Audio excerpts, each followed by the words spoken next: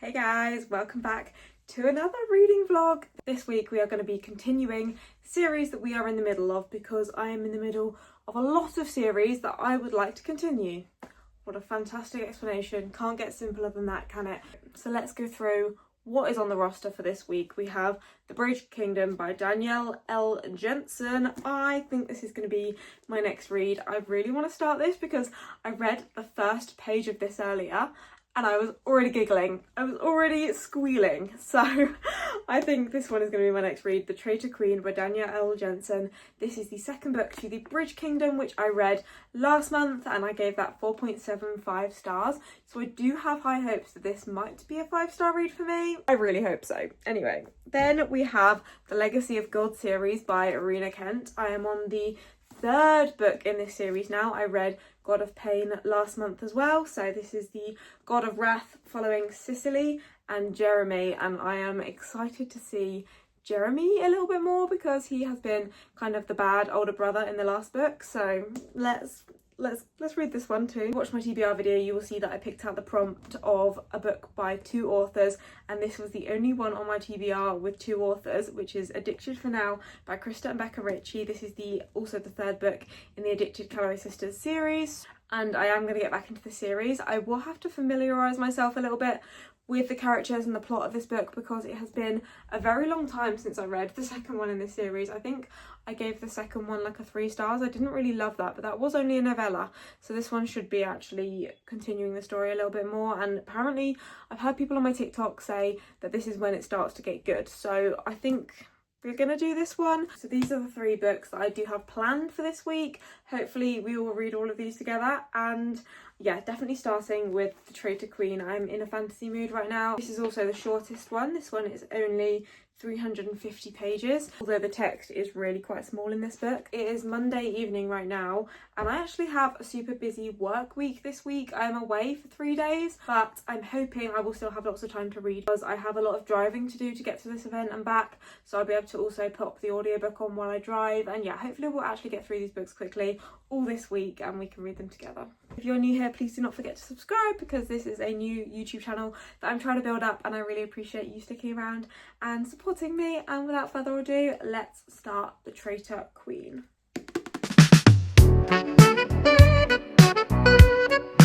Good morning. I have just been listening to the audiobook of The Traitor Queen for about an hour drive. I'm now on page 124. I'm actually at Bath City Farm. I've just pulled up to Bath City Farm. It's about 9 in the morning now, and I have a day of some meetings here. My work's basically booked this location for our meeting, and then we're volunteering at the farm in the afternoon, so that should be fun. And then yeah, I have a big drive later, well, a 2-hour drive to another venue for another event that I'm doing over the next few days, and I'll be in a hotel for 2 nights. But anyway, I am enjoying this book. I actually don't think it's going to be a 5 stars, unfortunately. I'm not getting those feelings so far, but I am really enjoying it, and I really like her writing.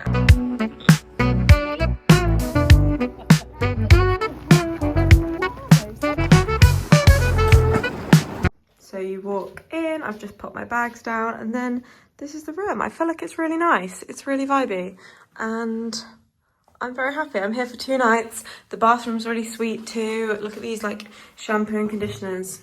Gorge. And I am absolutely exhausted. Let's do a bed test. That was harder than I thought it was gonna be. Oh my god. Hello, it is now about 9 p.m. at night. I just went and set up for the event and then had some dinner with a colleague, just chatting life, and now I'm back in the hotel room and I'm going to sit and cuddle up and read some more of The Traitor Queen. But I did want to share some thoughts on this, as I am, as I said, like 200 pages into this book now, and this is a 350 page book, so I am a good way through. I am really enjoying seeing more of the sisters in this book. I think her writing is just so good. Like, honestly, the way she writes, I'm obsessed. It's so easy to read. The characters are so good. There is character development. They feel like real people to me. And like, I understand their predicament, and I understand everyone's opinions and points of views. Lara has been making some questionable decisions, but I understand why they were all made, and I understand all of her thought processes and kind of back her, because I would probably be in the same position, and she's not a bad person. We love Lara and we also love Aaron. I think the bit of them being in the desert was crazy. That just like, I felt like I was in the desert with them with literal like sand in my eyes, not being able to see, when I was literally just like driving along the M4. But that was so atmospheric, and like I really felt like I was in it, and it kind of really helped my 2-hour journey go a lot faster. So yeah, I don't know when I'm going to be able to finish this book. Maybe tomorrow at this point, to be honest, because I am tired tonight and I still have a little bit of a long way to go.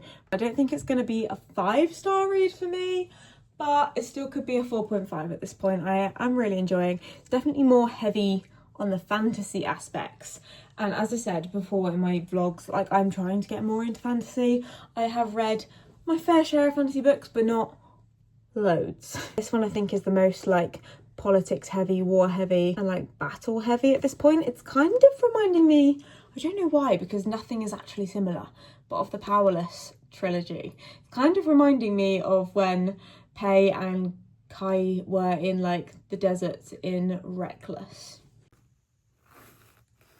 Hey everyone, so I have now finished The Traitor Queen. I actually finished this last night. It's currently Sunday, so it's been a few days since we last spoke. I've been so busy. I ended up going and seeing my friends on Friday night and going for a night out, and we had a great time in London. But let's recap what my thoughts are on this book, because yeah, as I said, I did finish it last night, and I've settled on a 4 stars for this book. I gave the first one in this series, The Bridge Kingdom, a 4.75, so I did prefer the first book. But let's get into my thoughts. So this is actually part of a 6-book series, but this is the end of Aaron and Lara's story. So this is the end of their story. So I think this was a really good conclusion for it. When I was going into this book, I was really intrigued to see how the betrayals in the first book would be kind of dealt with. Okay, so this book picks up shortly after the betrayals of what happened in the first book, and Lara is branded as the Traitor Queen. Basically, neither kingdom like her right now. So the kingdom that she came from and the kingdom that she went to in the last book, they all kind of hate her right now. They're literally wishing death upon her at the start of this book. I really feel like the political intrigue in this book was dialed up massively from the first book.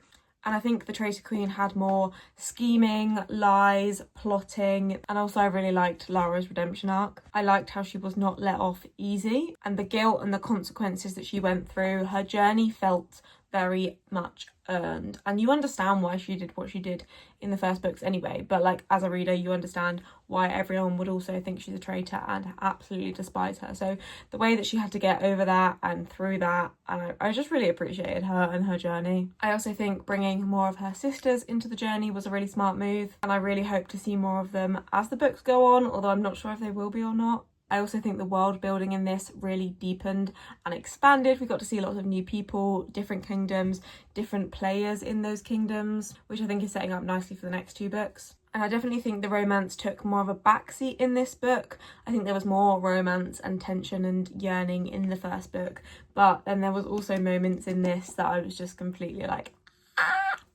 you know? Okay, so overall, because this book basically gives closure to Lara and Aaron's story, it gave a satisfying closure for their story, but without giving us closure of the whole world and the whole war and the kingdom's rivalry. I think there's enough to keep me want to keep reading this series, and I was conflicted on whether to actually read the rest of the series or not, because some of my friends on Goodreads have read the 3rd and 4th book and not loved them and rated them really lowly, but actually I searched it up on TikTok and there's people obsessing over it, saying the book 3 and 4 were their favourites, so I have now ordered the 3rd book. Overall, this book is a 4-star book for me. It's definitely a high quality sequel that definitely deepened the world, pushed the characters, and also had emotional high stakes. It just didn't quite hit the rare, insanely good 5-star mark, but I'm perfectly okay with that. I really enjoyed it anyway. I also will vlog when I pick up the next book. So now we have finished this book, I think the next book I need to pick up is God of Wrath by Rina Kent. I'm a little bit nervous for this one as it is a really long one, but this one, is following Cicely and Jeremy. When Cicely Knight sneaks into the Heathens Club initiation on behalf of a rival gang, she's confident she can slip through the night unnoticed. But the moment she steps into their den, she knows she's made a fatal error. The devil has seen her. Jeremy Velkov may not technically be the devil, but as far as Cecily's concerned, he's close enough. He's just not a member of the Heathens. He's the ruthless leader and the heir to the Russian Bratva. Yeah, Jeremy's family is like part of the Russian mafia, basically. Now Jeremy wants one thing, Cicely. He claims it's to protect her, but Cicely knows better. He wants to possess her, own her, make her his, but Cicely is not about to be dragged into his blood-soaked world, or is she? Okay, Okay. I'm expecting Jeremy to be the most possessive man out of this series so far. I have just spent 2 hours reading this book. I'm on page 221, which is about 35% of the way through. Honestly, I'm kind of flying through this. I'm really enjoying it. It's super fast paced, and at no point is it like slow, and at no point was I like wanting to pick up my phone, which is a really good sign. Got Cecily and Jeremy Volkov. Jeremy Volkov, definitely one of my favourite dark romance men. He is very morally grey. He's very unpredictable, very dangerous. And so far, I haven't seen much of his sweet personality, but I've heard that that does come a little bit later down the line, so I am intrigued to see that, because so far their relationship is kind of just sexual. Slash, at the moment, I feel like it's just lust. Like, they don't actually really know each other. Cecily is really sweet. I really like her, and I feel like she's one of the more quiet female main characters. She's thoughtful, she's pretty reserved, she's definitely more introverted, and I know that she's carrying a lot of trauma. I know that they've kind of touched on that, but we don't really know what that is yet, so I'm intrigued to learn more about that, and I feel like it will give us more context of why she is the way she is. But so far I'm really enjoying her, and I understand why she's into like what she's into based on the hints that we've had of her trauma, like kind of regaining control, and like there is something right now she needs to let go, and at the moment something just happened that I am like, this has got a bit of miscommunication here. And I'm intrigued to see how it actually gets resolved, because she didn't really mean to do what she did to upset him. This book has definitely made me more intrigued for Landon's book. If you haven't like kind of heard of the series before, they're a bunch of interconnected standalones. It really is like the found family trope of dark romance, because they're all kind of related in some way or another. There's like 2 competing universities very close to each other. Everyone that goes to these universities is either like in the mafia or has very important parents, very rich parents. But there's 2 different universities, and they both have different kind of dangerous groups who are kind of going against each other. But then there's also ways that they become interconnected, and there's people dating each other from each group. So yeah, that's my kind of initial thoughts. I am really enjoying, and I can't wait to carry this on tomorrow, or maybe I'll read a little bit more in bed tonight. We will see how tired I get. There's also so many YouTube videos I want to watch today. I feel like all of the book girlies have just uploaded today, and I want to catch up on that.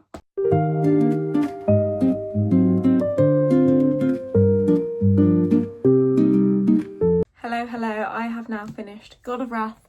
I actually finished this up last night, and I've just had a shower, dried my hair, my makeup is off right now, so I look a little bit rough, so do excuse that.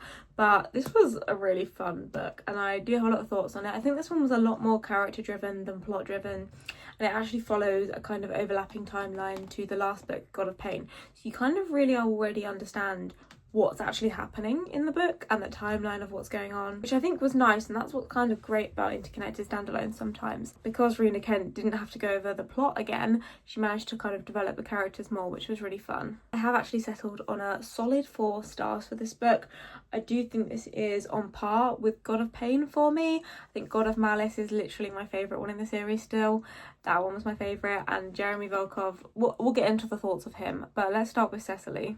I think Cecily deserves the absolute world. I love that girl. She was literally so easy to root for, and I loved her kind of journey of regaining her power, kind of definitely coming to terms with some trauma that she's been with in the past, and how she deals with that despite being constantly knocked down and people coming for her. Like, she literally deserves the world, and I love her so much.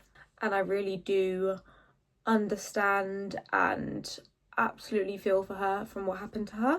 I feel like her and Jeremy were very good together. Yeah, like, I understand he is meant to be like a sociopath. He is meant to be incapable of feeling normal human emotions. He's meant to be detached and cold. But sometimes I was literally like, you could show a little bit more love for her though. Like, he was doing things that were not so obvious. I mean, definitely just a very different love language to me. He knows exactly how many freckles she has on her face. He literally created a whole new wardrobe for her at his cottage with her size clothes in. That's really cute, and he was doing cute things like that to show that he liked her. But then I was like, oh, you could just be a little bit like nicer to her, I guess. Like, he was never being horrible.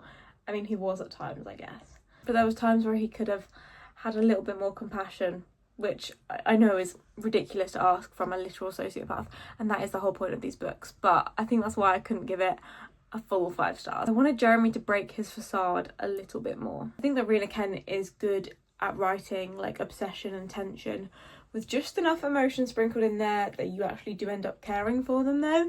Like, she never tries to make her characters good people, but you still just end up rooting for them, you still just end up caring for them because you just get to know them from the inside and out. And I feel like Jeremy so far is the one that's lacking that the most, but I still did like him, to be honest. Yeah, me and Jeremy would have very different love languages, but I think he was great for Cecily.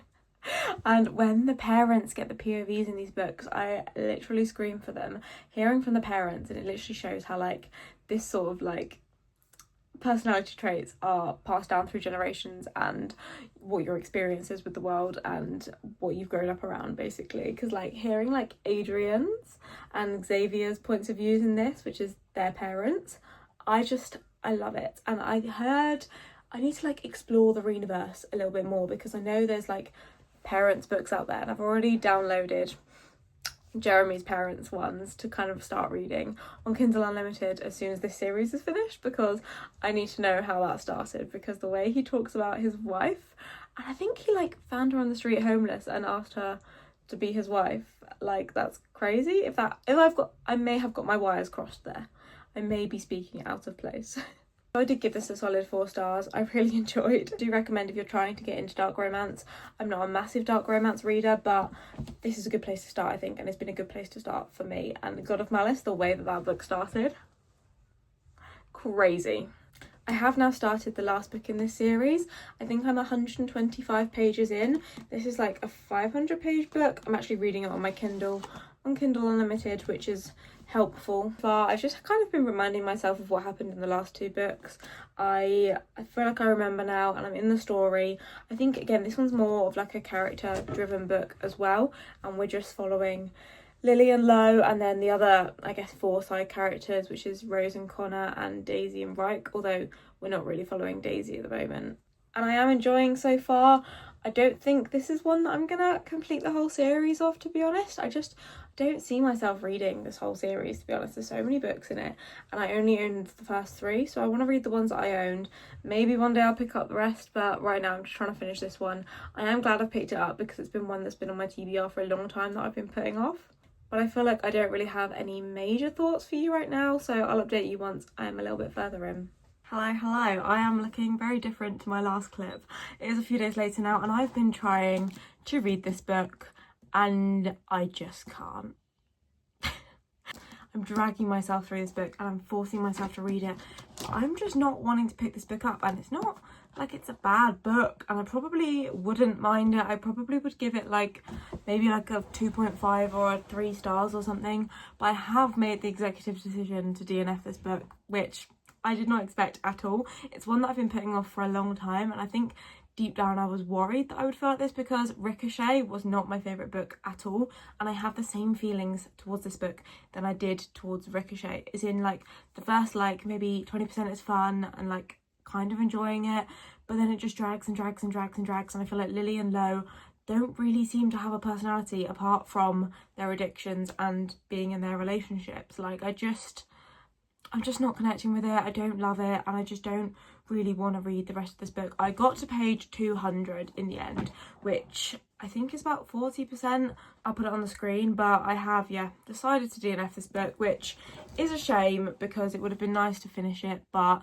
at the end of the day, I just have so many other books on my TBR that I'm like really excited to read. And if you watched my last reading vlog, which was reading autumnal releases for a week, I had 2 pretty bad reads for me in that. 2 books that sat in the 2-star realm, and I'm just worried that if I force myself to read this, I'm gonna get into a reading slump again, and it's not happening. I think this book also came out quite a long time ago, and writing trends and styles and the quality of writing I think has upgraded a lot since this book was released. So potentially if I'd have read this like when it first came out, I would have loved it, but like I think books like Magnolia Parks that are more like character driven are so much better than this.